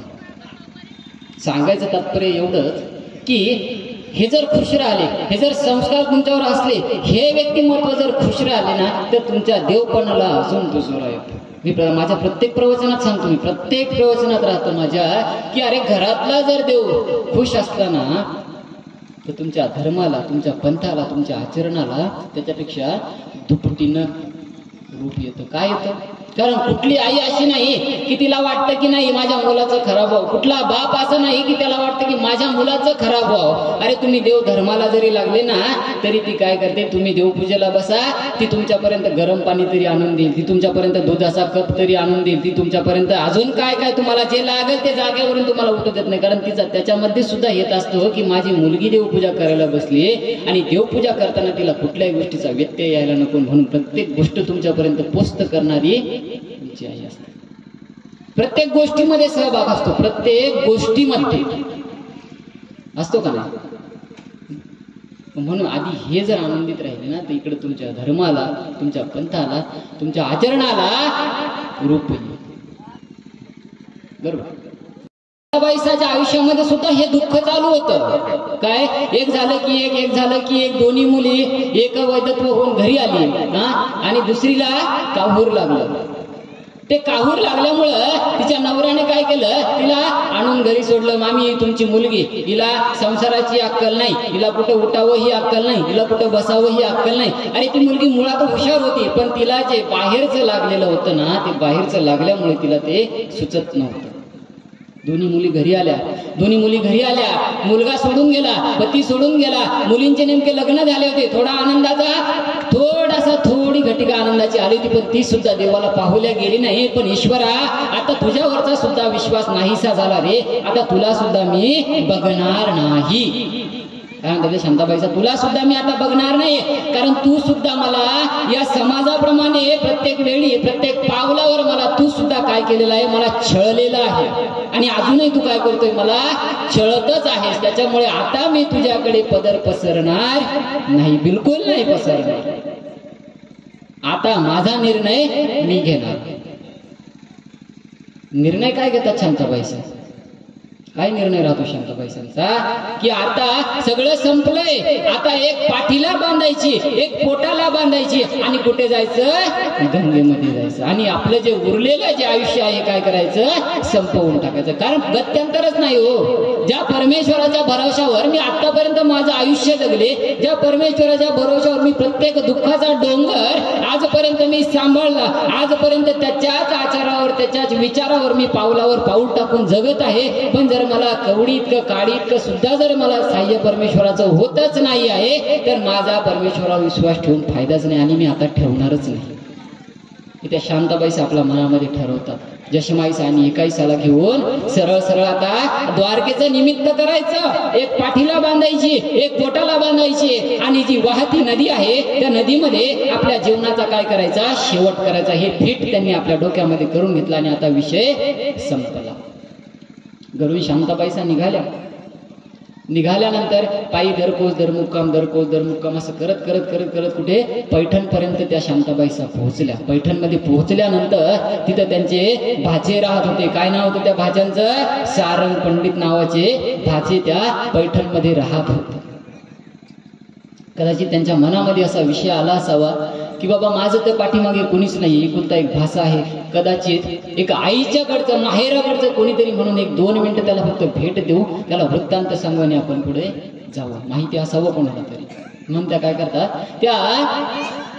त्या सारंग पंडितापर्यंत पोहोचतात आणि त्या सारंग पंडिताला सांगतात की सारंग, माझं जसं लग्न झालं, लग्न झाल्यानंतर माझ्या आयुष्यामधून माझे पती निघून गेले. बरं, पती निघून गेले तर गेले, मला माझ्या मुलांविषयी होतं की माझा मुलगा तरी कुठेतरी माझा आधार बनेल. पण परमेश्वराला ते सुद्धा जमलं नाही रे. परमेश्वराने माझा मुलगा सुद्धा माझ्यापासून हिरावून घेतला. बरं, मुलगा घेतला, जशी तशी मी त्या दुःखामधून सावरली रे. माझ्या दोन्ही मुलीचे लग्न झाले, पण सारंगो, देव माझ्यावर एवढा का निष्ठुर झाला रे की माझ्या दोन्ही मुली, एकीला वैधत्व प्राप्त झालं आणि एकीला बाधा लागली. दोन्ही मुली परत माझ्या घरी, माझ्या खांद्यावरचं ओझं बनून माझ्या घरी परत आल्या. आणि आता मी फक्त तुला सांगतेय, कारण आई वडील नाही उरले, सासू सासरे उरले नाही, पती पत्नी उरले, कोणीही माझ्या आयुष्यात उरले नाही, एक फक्त माहेरकडचा तू. म्हणून तुला सांगतेय की आता मी शेवटचा निर्णय घेतलाय, आता मी माझं आयुष्य इथे संपवणार. वैतागली रे मी या जीवनाला, या समाजाला वैतागली मी. समाज मला सरळ मान वर काढून जगू सुद्धा देत नाही, कारण मी एकटी पडते ना रे. माझ्या घरामध्ये 2 तरण्या टाठ्या मुली आहेत, मी सुद्धा अजून तरुणच आहे. हा समाज मला चालताना रस्त्याने सुद्धा नीट चालू सुद्धा देत नाही, मला बोलू सुद्धा देत नाही, मला वागू सुद्धा देत नाही. एवढा खराब हा समाज आहे आणि या समाजाला सुद्धा मी आता वैतागली. आणि एकच आता शेवटचं मी ठरवलंय की एक माझ्या पाठीला बांधणार, एक माझ्या पोटाला बांधणार आणि आता मी माझा शेवट करणार. तशा तिथून निघताना ते सारंग त्यांना सांगतात की बाबा तुम्हाला जायचंय ना, जा, मी रोखणार नाही तुम्हाला, तुम्ही जा. पण जाताना आमच्या स्वामींना भेटून जा. तुम्हाला द्वारकेला जायचंय ना, तुम्ही जा, आम्ही तुम्हाला आडकाठी घालत नाही. जा, तुम्हाला द्वारकेला जायचंय तुम्ही द्वारकेला जा, पण जाताना आमचे स्वामी मध्ये आसनस्थ आहे, त्या आसनस्थ असलेल्या आमच्या परमेश्वराला एकदा फक्त काय करा, तुम्ही भेटून जा. ठीक आहे बाबा, जाताना आता काय एवढं सगळं झालं, मग जाताना काय टाळायचं, शेवटाला चालूय आपण. त्यांनी मनामध्ये पक्क केलं होतं की आपला शेवट निश्चित होणार. मग चालता त्यांना सुद्धा भेटून. मग त्यावेळेस त्या स्वामींपर्यंत त्या शांताबाईसा पोहोचतात. त्या शांताबाईसा पोहोचल्यानंतर काय होतं, तिथे गेल्यानंतर स्वामी असे निश्चळ आपल्या आसनावर बसलेले असतात. आपल्या आसनावर बसलेले असताना शांताबाईसा त्या दरवाजातून आत येतात आणि आल्यानंतर स्वामीची मूर्ती बघतात, श्रीमूर्ती बघतात. जे अंतकरण पोळलेलं असतं त्या दुःखाने सतत त्या अंतकरणाचे साल्ट लोळलेले असतात, त्या अंतकरणाला तरी तिथे मिळतो. ती श्रीमती ते डोळ्याशी दैव मानतात की आजपर्यंत एवढं माझं अंतकरण दुखलं, एवढं माझं अंतकरण भाजलं, एवढं दररोज तिळतिळ माझं अंतकरण तुटलं, पण आज माझ्या समोर ही जी श्रीमूर्त बसलेली आहे, या श्रीमूर्तीला पाहून माझ्या मनाला, माझ्या अंतकरणाला कुठे ओलावा मिळतोय. बरं, स्वामींनी शांताबाईसाला पाहिलं आणि पाहिल्यानंतर स्वामी त्यांना म्हणतात, बाई या बसा. असं दाक्षे जसं एखाद्या मुलीला 12-15 वर्षातून आपल्या आईची भेट व्हावी, जी आपुलकी, जो ओलावा, जो जिव्हाळा त्या शब्दामध्ये होता, तो शब्दावा आजपर्यंत, तो ओलावा आजपर्यंत सुद्धा त्या शांताबाईसांनी होता, तो अणू तिथे आला आणि त्या शब्दासरीशी शांताबाईसा तिथे खाली बसतात आणि रडू लागतात. त्या शांताबाईसा तिथे रडू लागतात. स्वामींना म्हणतात की माझा गोविंदा सुद्धा असाच होता. त्यांना तिथे आपल्या मुलाची आठवण होते की माझा गोविंदा सुद्धा असाच होता. जसं तुमचं नाक आहे तसं नाक माझ्या गोविंदाचं होतं, जसे तुमचे हात आहेत तसे हात माझ्या गोविंदाचे होते, ज्या पद्धतीने तुमचे शरीर आहे असं शरीर माझ्या गोविंदाचं होतं. त्या आईला तिथे बाजू ठेवून आपल्या मुलाचं तिथे आठवण. मग पुन्हा स्वामी त्यांना म्हणतात, बाई दुःख करू नका. का करू नका? तर नरक आहे म्हणून दुःख करू नका. तुम्ही आमच्यापर्यंत आल्यात ना, कदाचित त्या परमेश्वराने मनामध्ये ठरवलेलं असणार की तू माझी एवढी भक्ती केली, सगळ्या गोष्टी केल्या, पण ज्या वेळेला ज्या गोष्टी व्हायच्या त्या गोष्टी होता, गोष्टी झाल्या, तू माझ्यावरचा विश्वास कमी केला, पण आज तू माझ्या जवळ आली ना, मग माझं कर्तव्य आहे की आजपर्यंत तू जे दुःख भोगलं, त्या प्रत्येक दुःखाचे, त्या दुःखाच्या ऐवजी तुला जेही काही सुख हवं होतं, त्या प्रत्येक सुखाची त्या सुखाची राहिलेली सगळी गोष्ट मी आता भरून काढणार. इथे परमेश्वराने न बोलताना सांगण्याचा प्रयत्न केला. माझ्या पदे आज तुम्ही माझ्या छत्रछायेमध्ये आले, आता इथून तुम्हाला दुःखाचा लावले सुद्धा होणार नाही. इथे परमेश्वराने कदाचित त्यांना सांगितलं असावं, पण त्यांच्या लक्षात आलं नसावं. शांताबाई सती बसतात, ती श्रीमूर्ती सतत निहाळ राहतात. ती श्रीमूर्ती पाहिल्यानंतर ते द्वारकेला चालले होते. का चालले होते? आपलं आयुष्य संपवण्याकरता द्वारकेला चालले होते. पण ती श्रीमूर्ती पाहून त्यांना जे विचार होते, त्यांच्या मनामध्ये ज्या मत्तेचे घोळत होते, ज्या काही निगेटिव्ह थिंकिंग चालत होत्या, त्या सगळ्या तिथे काय झाल्या? नाहीशा झाल्या. की आता मला माझा परमेश्वर, माझा देव मला भेटलेला आहे आणि आता मला इथून कुठेही जायचं नाही. मग तिथे गेल्यानंतर राहिलं संध्याकाळ, सकाळ शांताबाई सगळ्या तिथे हजर. तो अवसर पाहून त्यांच्या अधिकच अवसर पाहून त्यांना अधिकच वाटतं की अरे एवढे दिवस मी या मनामध्ये मी तिकडे हे जर मला आधी माहिती असतं तर मी फार अगोदर परमेश्वरापर्यंत माझ्या अंतकरणातलं एक दुःख जर असतं नाही असं. पण वेळ काळाला कुठलीच गोष्ट नाही. त्यावेळी त्या शांताबाईसा तिथे जातात. संध्याकाळच्या अवसराला शांताबाईसा, जसमाईसा, एकाईसा तिघी हजर असतात आणि तो अवसर पाहिल्यानंतर आमचे स्वामी आहेत, स्वामी काय करतात? जसमाईसाला त्या आपल्या श्रीच्या अंगुठ्याचं काय करतात? चरणोदक देतात. आपल्या अंत काय चरणोदक देतात. ते चरणोदक देतात, पिढी मुलं बरोबर पिढी कुठे करतो तसा फार लागला होता. बरोबर, त्या जसमाईसाला जे काहूर लागलं होतं, जो प्रकार लागलेला होता, त्या प्रकारासाठी स्वामींनी आपल्या श्रीचरणाच्या अंगठ्याचं काहीतरी त्यांना चरणोदक काढून दिलं आणि त्या शांताबाईसांना सांगितलं तिला हे रात्री झोपण्याच्या आधी.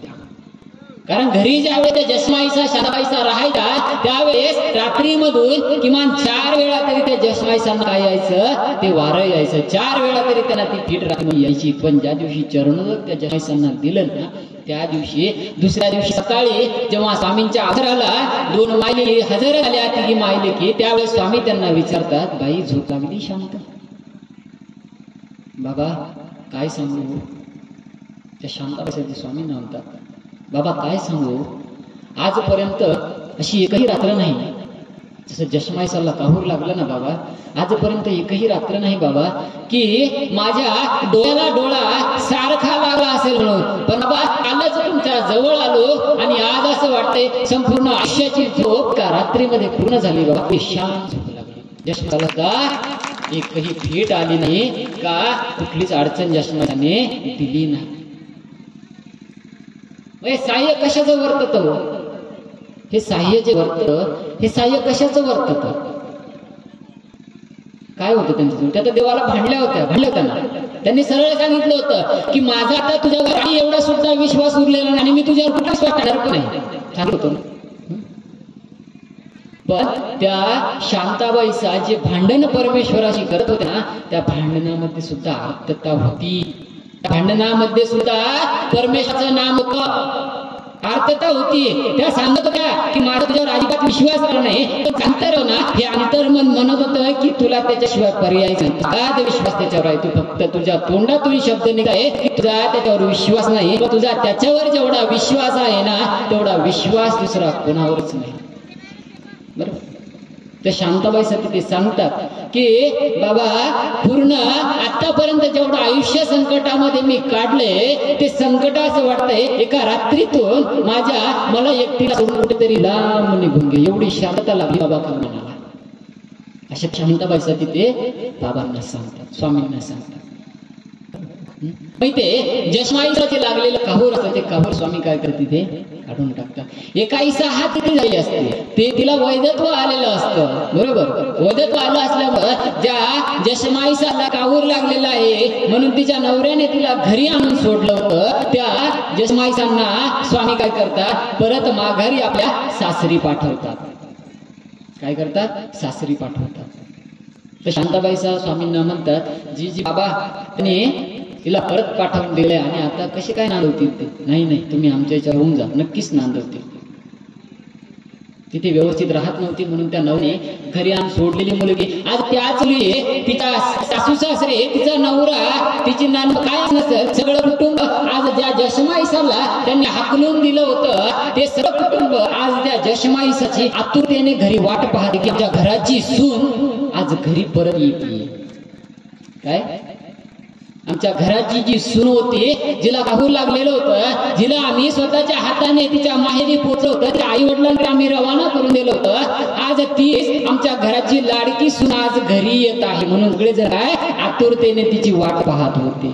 नित्यविधी निमित्तविधीचा आचार करण्यासाठी निघसाल, अस्थिपरीचा आचार करण्यासाठी निघताल.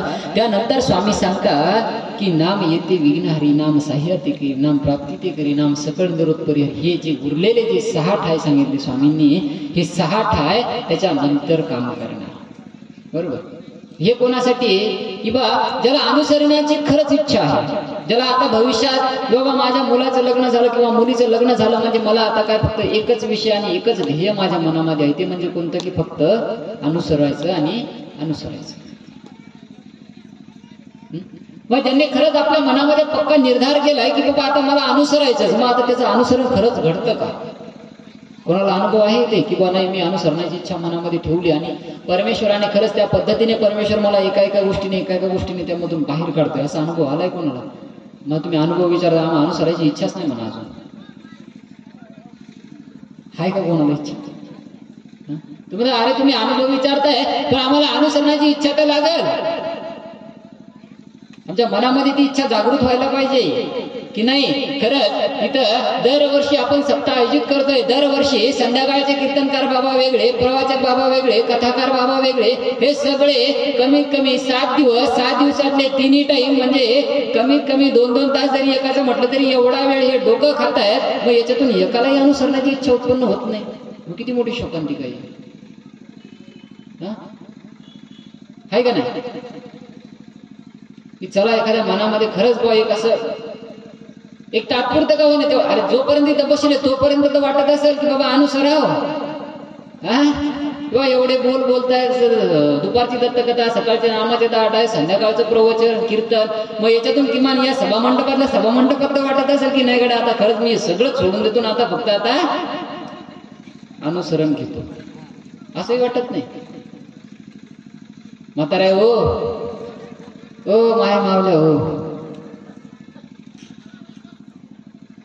काय खरं नाही रे देवा, काही खरं नाही.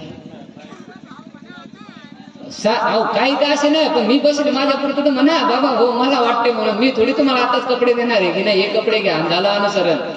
बघा ते हात उचा झाला, 2 हात झाले. तुम्हाला काल भाजी काय खाल्ली ते ध्यानात राहत नाही, अनुसरणाचं काही ध्यानात राहू तुम्हाला. कालची भाजी विचारली मी काय खाल्ली, यायला भाजी आठवण्यात आली आणि खरं जे अनुसरणाचं लक्षात ठेवणार आहेत का? तुमच्या लक्षात बी असं तरी तुम्ही म्हणसाल बाबा कधी तुम्ही काही भेटले आम्हाला, तुमची आमची भेटत नाही, आम्ही ओळखतच नाही तुम्हाला, मग काय करताय? असं नाही. प्रत्येकानं आपापल्या मनामध्ये थोडी का होईना परमेश्वराविषयी आत्मता ठेवायला पाहिजे. कारण का? तो परमेश्वर प्रत्येक वेळी, प्रत्येक ठिकाणी, प्रत्येक कार्यामध्ये, प्रत्येक संकटामध्ये आपल्या पाठीशी उभा राहतो. आणि ही नामाची प्राप्ती कशामुळे होते बरोबर? नाम प्राप्ती ते करी हे कशामुळे? एखादं एवढं मोठं चरित्र आहे, एवढं मोठं स्मृतीस्थळ, सगळ्या गोष्टी, सगळे आता बऱ्याच जणी पोथी ऐकत असतील, सकाळची म्हणा, संध्याकाळची म्हणा, दुपारची म्हणा, भरपूर ज्ञानी माणसं माझ्या समोर बसलेली. मला फक्त नामामुळे प्राप्त झालेली एखादी गोष्ट किंवा एखादा दृष्टांत मला तुमच्याकडून ऐकायचा आहे. आजचं शेवटचं सत्र आहे, उद्या सत्रही नाही, काहीच नाही. पण बा माझ्या या 7 दिवसातलं काहीतरी काय म्हणतात ते संचित झालं या पद्धतीने की बा नाम प्राप्ती ते करी, म्हणजे बा नामामुळं कोण्या एखाद्या भक्ताला नेमकं काय प्राप्त झालं किंवा नामामुळे तुम्हाला स्वतः काय प्राप्ती झाली किंवा काहीतरी. मला एक उदाहरण एवढ्या सगळ्यांपैकी बसलेल्यांपैकी एकाकडून तरी अपेक्षित, तर मी समजेल की बा खरंच 7 दिवस मी ते नरडा काढला आणि त्याचा काहीतरी उपयोग झाला. नाही तर पुन्हा प्रवचन पण कोणालाच सांगायचं नाही, आपला आपण आचार करायचा फक्त, तिकडे जंगलात निघून जायचं. काय तिकडे डोकं लावणं नको, सांगणंही नको, ऐकणंही नको, पटकन सांगा. एक दृष्टांत, एक उदाहरण तरी मला तुमच्या सगळ्यांकडून अपेक्षित आहे की बा एक असं काहीतरी आहे की बा या गोष्टीमुळे यांना ही प्राप्ती झाली किंवा मग मी स्मरण करते म्हणून मला या गोष्टीचा अनुभव आला. आपला स्वतःचा अनुभव इथं हे करा. बर, परमेश्वर भक्तीची आवडी निर्माण होते. अजून तुम्ही म्हणसाल तुम्ही एकच सांगितलं, झाला एखादा, चालतंय पुढे. अजून एक ऐकायची इच्छा आहे मला. आहे का कोणी? आहे का कोणाला माहिती आहे का की बा नामामुळे नेमकी प्राप्ती कशा पद्धतीने होती, की बा काय प्राप्त होतं आपल्याला नामामुळे, किंवा मग या नामामुळे हे जे सांगितलेलं आहे की बाचं शेवटचं ठाय चाललंय की बा या शेवटचा फायदा नामाचा आपण बघतोय आज. या शेवटच्या फायद्यामुळं नेमकं बा नाम प्राप्ती ते करी म्हणजे नेमकं काय, की बा काय प्राप्त होतं आपल्याला नामामुळे? बरोबर, हो, नामामुळे शांतता लागते बरं का. हा, येणारे विघ्न जातात. हा बरोबर, परमेश्वराची कुठेतरी चाहूल लागते. बरोबर. अजून हो, आता हे असं झालंय, मी जे तुम्हाला सांगते तेच तुम्ही मला सांगते. म्हणतात नामान चांगलं वाटते, ते म्हणतात परमेश्वर सोबत राहतो, हे म्हणतात विघ्न हरण करतो, म्हणतात अनुसर नाही. अरे ते तर मी सांगून आलो, 7 दिवस झाले. तुम्हाला वैयक्तिक काय अनुभव आला? म्हणजे याच्यातही लक्ष्मीच. अरे सोडा रे आशा द्रव्याची, इथंही लक्ष्मीच का? बघा, विषय असा आहे की बा हजारे वाल्हेराजांची कथा तुम्ही ऐकली, मी त्या दिवशी तुम्हाला सांगितली. बरोबर. मग थोडक्यात एक आशय मांडतो त्या कथेचा तुमच्या पुढे की बा हजारे वाल्हेराज जे होते, त्या हजारे वाल्हेराजांना काय होतं, फक्त परमार्गाचं दास्य आणि फक्त दास्य होतं. काय त्यांनी कधीही हे जे पुस्तक आहे किंवा कुठल्याही महानुभाव पंथाच्या संप्रदायाच्या कुठल्याही पुस्तकाला त्यांनी आपलं आयुष्य गेलंय, काय आपलं आयुष्य गेलं, पण त्यांनी कधीच कुठल्याच पुस्तकाला त्यांनी हात लावलेला नव्हता. एकही पुस्तक त्यांनी उघडून सुद्धा पाहिलेलं नव्हतं. असे हजारे वाल्हेराज. या हजारे वाल्हेराजांकडे जे परमार्ग होता, ज्या परमार्गामध्ये ते राहायचे, ज्या गुरुला ते अनुसरलेले होते, त्या गुरुच्या आश्रमामध्ये राहताना त्यांना एक जास्तीत जास्त 3 ते 4 गोष्टीचा फक्त काय होता, त्यांना व्यापार होता. काय होता? व्यापार होता. कसला व्यापार होता? एक म्हणजे जे डबे भरलेले आहे कचऱ्याचे, ते डबे उचलायचे, गावाबाहेर नेऊन टाकायचे, डबे आणायचे, स्वच्छ धुवून पुन्हा आपल्या जागी ठेवायचे.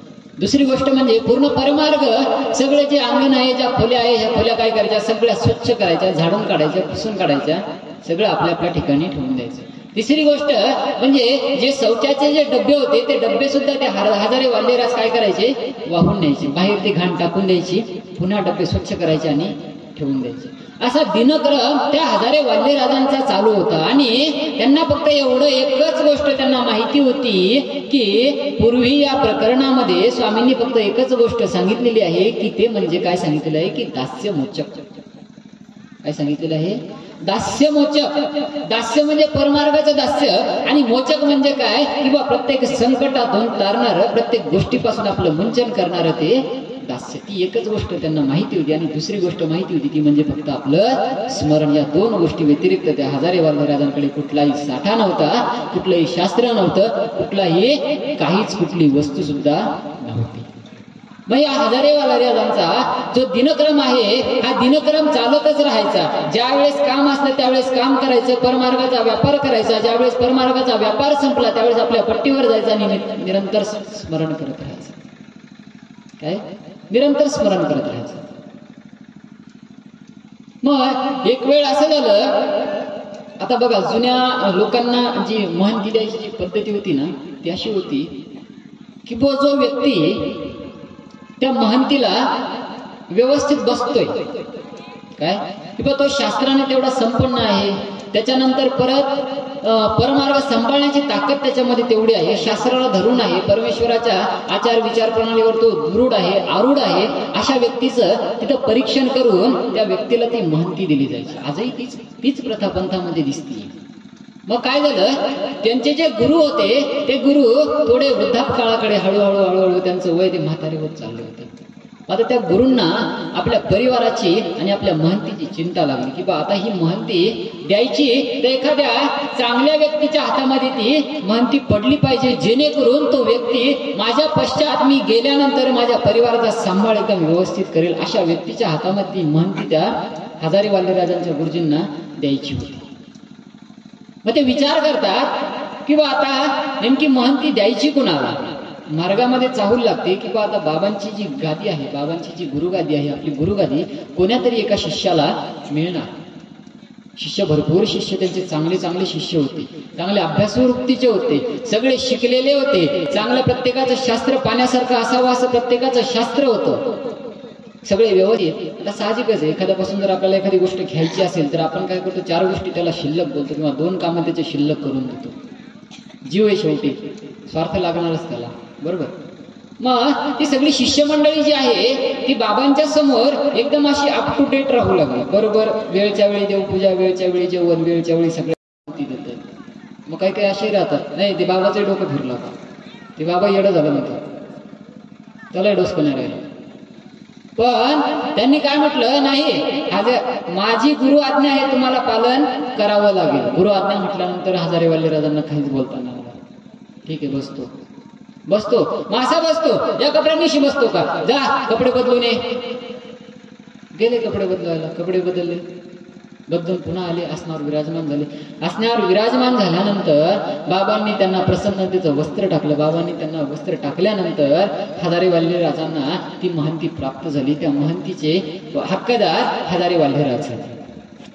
हजारे वाल्हेराज महंत झाल्यानंतर काही थोड्याच दिवसात बाबांचा शेवट झाला. आणि बाबांचा शेवट झाल्यानंतर बाबा त्या सगळ्यामधून निघून गेल्यानंतर 10 दिवसानंतर जी मार्गमंडळी होती ही मार्गमंडळी आता हजारे वाल्हेराजांच्या पाठीमागे लागते. कशी लागते बाबा, बाबा जोपर्यंत होते तोपर्यंत बाबा काय करायचे, दुपारची पोथी परमार्गामध्ये घ्यायची.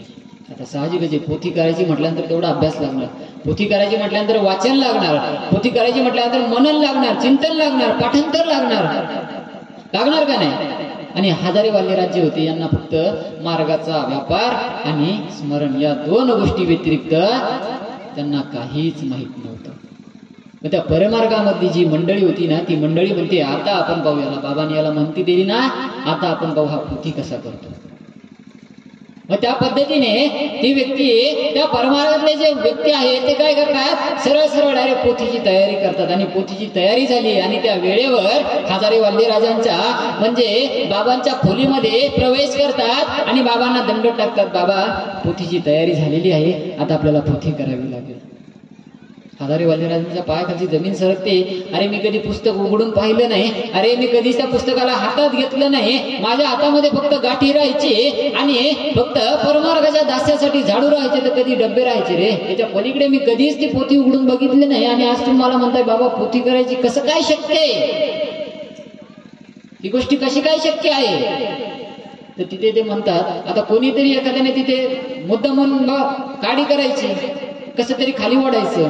मग तिथे ते शिष्य मंडळी त्यांना म्हणते की बाबा, ज्या पद्धतीने आमचे गुरुबा, आपले गुरुबा दुपारी 2:30 ते 4 पर्यंत पोथी करायची, त्या पद्धतीने तुम्ही या महंतीवर विराजमान झाले, म्हणजे या महंतीवर विराजमान झाल्यानंतर तुम्हाला सुद्धा काय करावं लागेल, मार्गाची नियमावली जपावी लागेल आणि पोथी करावी लागेल. बघा, त्या व्यक्तीने एक अक्षर सुद्धा वाचलेलं नव्हतं, एक अक्षर सुद्धा हजारे वालेराजांनी वाचलेलं नव्हतं. धर्मसंकट पडलं, महंती तर घेऊन बसलो आणि आता पोथी जर नाही केली तर सगळे पुन्हा आपल्या नावाची बदनामी होणार, आणि हे बदनामी करायलाच टिकलेले आहेत.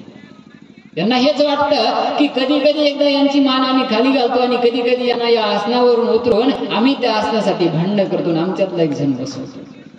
असं झालं बरोबर. मग ते हजारे वालेराज तिथे ते शिष्य त्यांना सांगतात की बाबा, आम्ही वाट बघतोय, सगळी मार्गमंडळी बाहेर येऊन बसली, आपली प्रतीक्षा होत आहे, आपण व्यासपीठाकडे लवकर यावं.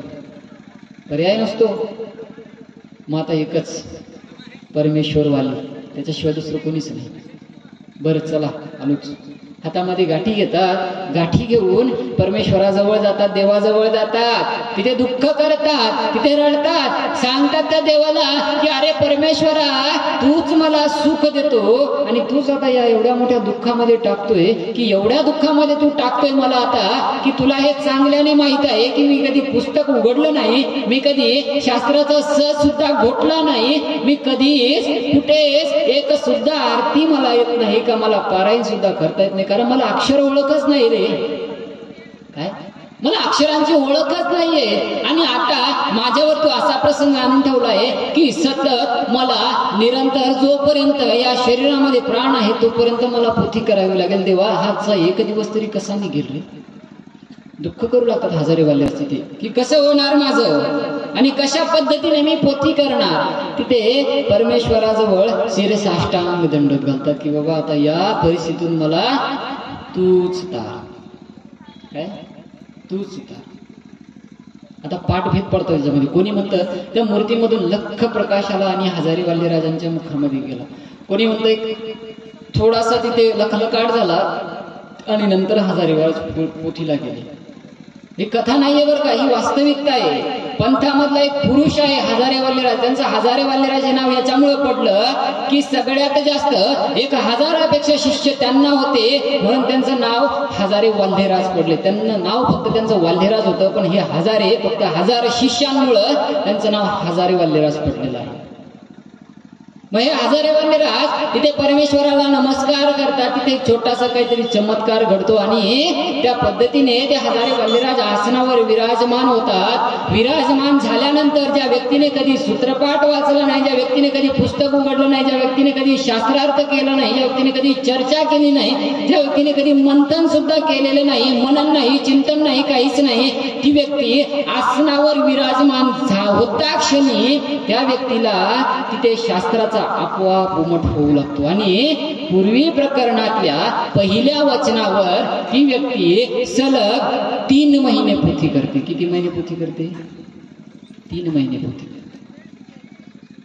काहीच नव्हतं होतं का, शास्त्र नाही, अभ्यास नाही, काहीच नाही, काहीच नाही, अक्षर ओळख सुद्धा नसताना मग हे काय होतं की इथे प्राप्ती होते परमेश्वराची. काय होते, जर एकरूपतेने तुम्ही त्याच्याशी निगडीत असाल, जर या आपल्या एकाग्रतेने जर परमेश्वराचं स्मरण चालू असेल, तेवढी निष्ठा त्याच्यावर असेल, तेवढी आवड त्याच्यावर असेल, तेवढी श्रद्धा त्याच्याविषयी आपल्याला जर असेल ना, तर परमेश्वर या अशा संकटामध्ये सुद्धा एका शब्दावर, एका सुपारीवर तो परमेश्वर आपल्यासाठी धावून येतो आणि होत्याचं नव्हतं करण्याची ताकद त्या परमेश्वरामध्ये आहे. ही आपण ही गोष्ट लक्षात ठेवली पाहिजे. बरोबर. काहीच नव्हतं हजारे वालेराजांकडे, काहीच नव्हतं, शास्त्र नव्हतं, फक्त स्मरण होतं आणि फक्त परमार्गाचा व्यापार होता. मग दास्य होतं जे तुम्ही आता इथं करताय. कोणी वाढायची सेवा करते, कोणी पात्रवाळ्या उचलायची सेवा करते, कोणी अजून काही करते. या समोरच्या मुली सुंदर सुंदर सकाळी आलेल्या सुंदर सुंदर रांगोळी दिसत, ही सुद्धा एक सेवाच आहे.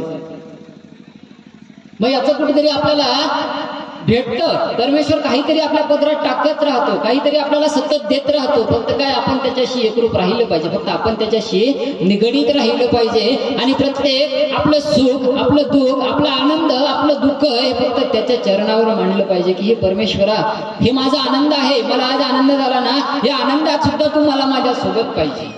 ज्यावेळेस तुम्ही त्याला आनंदामध्ये तुमच्या सोबत घेसाल ना, की मला आज आनंद झालेला आहे, आनंदामध्ये परमेश्वरा तुम्हाला सोबत पाहिजे, त्यावेळेस तोच देव दुःखामध्ये तुम्ही न बोलवता तुमच्या दुःखामध्ये तो परमेश्वर हजर राहील. पण आपलं शोकांतिका आपल्याला अशी आहे की आनंदामध्ये आपल्याला देव आठवत नाही आणि दुःखामध्ये आपण त्याच्या मंदिरामध्ये जाऊ पडतो. ही शोकांतिका आहे. तर हे असं न घडू देता त्या परमेश्वराचा सदैव आठव घडावा, सदैव त्याचं चिंतन घडावं, सदैव त्याचं स्मरण घडावं, सदैव त्याच्याविषयी आपुलकी असावी, सदैव त्याच्याविषयी जिव्हाळा असावा, सदैव त्याच्यावर नितांत प्रेम करावं. काय नितांत प्रेम करावं त्या परमेश्वरावर, की नाही खरंच तू माझा आहे, तुझ्याशिवाय काहीच नाही, तू आहे तर सगळे, तू नाही तर काहीच नाही. हे आपल्याला त्याच्याविषयी झालं पाहिजे. बरोबर.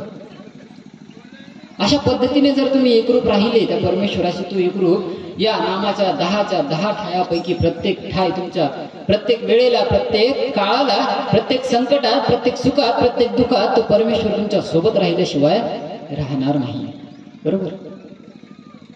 हे आपले 10 ठाय तुम्ही या 7 दिवसामध्ये जे श्रवण केले, या 10 ठायावर थोडंसं चिंतन ठेवा, थोडंसं मनन ठेवा आणि सतत आपल्या आयुष्यामध्ये प्रत्येक एक एक फायदा त्या परमेश्वराकडून घेण्याचं करा. तो परमेश्वर तुम्हाला नक्की एक एक फायदा तुम्हाला देत राहील. फक्त त्या पद्धतीने त्याच्याशी एकरूप चालत राहा. तू तिथे मी असं जर चाललं ना, तो परमेश्वर धावून तुमच्याकडे येतो.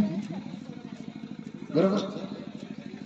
आता पहिलं आपण नामे वेद, नामे बोध, नामे अनुसरण, नामे स्मरण, नाम सकळ निरोध परिहरी, नाम वाजत वाराधरी, नाम पडते आकाशधरी, नाम येते विघ्नहरी, नाम साह्याते करी. आणि आजचं शेवटचं आपलं नाम प्राप्ती ते करी. नामाची प्राप्ती, नामामुळे प्राप्ती सुद्धा होते, पण ते स्मरण आपल्याला करता आलं पाहिजे, ते चिंतन आपल्याला करता आलं पाहिजे, ते मनन आपल्याला करता आलं पाहिजे. इथे अशा या पद्धतीने आपले जे नामाचे 10 ठाय आहेत हे आज इथे संपलेले आहेत. आजचं आपले समारोपीय सत्र आहे. या सत्रामध्ये जर बोलताना काही मागं पुढे झाले असेल, कदाचित माझ्या बोबड्या शब्दाने जर कोणाचं मन दुखलं असेल किंवा कोणालाही माझ्या शब्दाने काही थोडाही जरी त्रास झाला असेल, तर मी सगळ्यांची हात जोडून माफी मागतो. एक तुमचा मुलगा म्हणून तुम्हाला प्रत्येक वेळी प्रत्येक शब्दामध्ये जर कोणाला काही लागलं असेल तर मला माफ करा. आजचे सत्र आपलं इथे संपलेलं आहे. माझ्या या गोष्टीमधून, माझ्या या सांगण्यातून आपल्याला थोडं जरी काही परमेश्वराचा उमट झालेला असेल तर तो उमट सतत आपल्या मनामध्ये चिंतन करत ठेवा, सतत आपल्या मनामध्ये त्याचं मंथन करत ठेवा, जेणेकरून तो परमेश्वर आपल्या प्रत्येक वेळी, प्रत्येक सुखात, प्रत्येक दुःखात आपल्या जवळ राहील. एवढंच सांगतो आणि आजचं आपलं असं सत्र असेल संपलं.